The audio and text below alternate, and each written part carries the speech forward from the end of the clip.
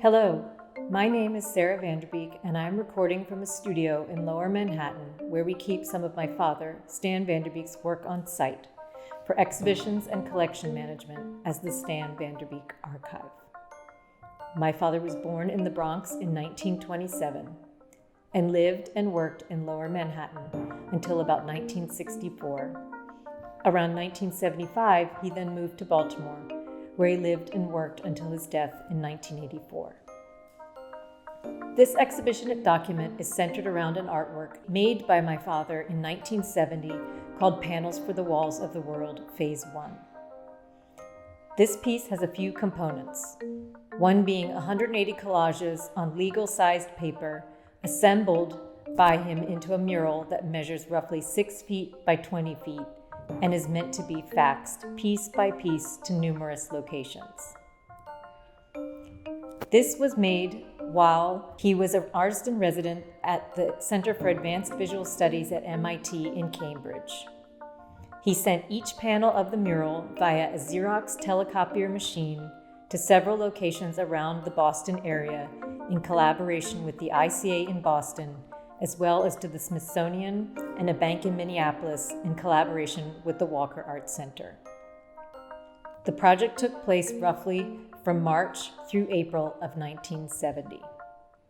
What you see in the collages that are in the exhibition are newspaper headlines and advertisements glued to the paper so that when all the pieces come together, they create a large swath of what was then current, popular mass media imagery. While the text is often clipped and reassembled by my father, you can get the sense of the urgent topics of the day, including the U.S. response to the Vietnam War, ongoing racial strife with specific mention to the Black Panthers and desegregation of schools. There is also a mention of children, the education system, world hunger, and poverty.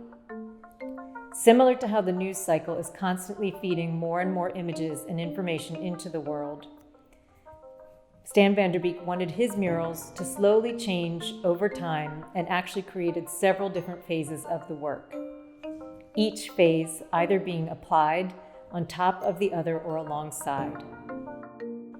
Since each mural has its own set of collages and is so large, we decided to show them separately for this project. Phase 2 will be shown in entirety at the Box in LA in September. The very first image of the mural is helpful for understanding VanDerBeek's interest in using the new technology of the fax to enable an accessible and rapid method of dispersion to share visual ideas among artists and viewers worldwide.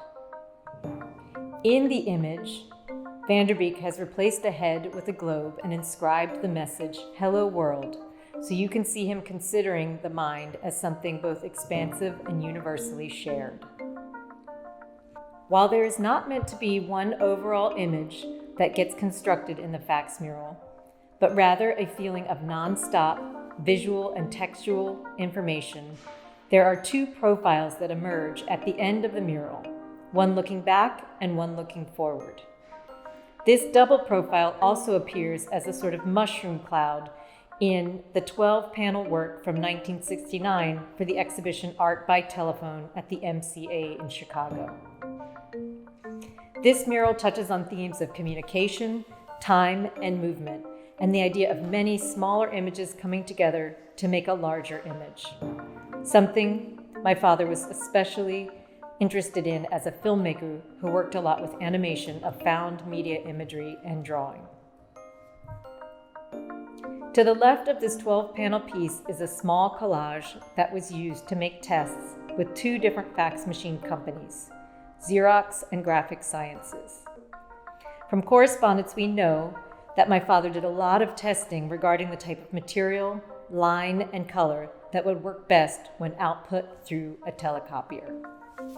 You can see in this detailed collage small pieces of reflective paper, text, newspaper clippings, and thicker paper, as well as direct reference to transmission by telephone, as well as older types of telephones. The last thing to know about the show is how we decided to send the current transmission and why. Since my father intended that the work was carried on into the future and not just done this one time, we consider the act of transmitting his images to multiple locations a critical part of the work, rather than just showing his images and explaining how it was done in the past. The mural will also be transmitted to the Hyde Park Art Center, where the work will be on view from March 19th to May 22nd, and will be the focus of a course in which the students will be adding their own imagery to the mural so that it will continue to slowly change. From April 7th to the 10th, the mural will be transmitted and installed at EXPO Chicago. We then look forward to working with Phase 2 of the mural at the Box in Los Angeles.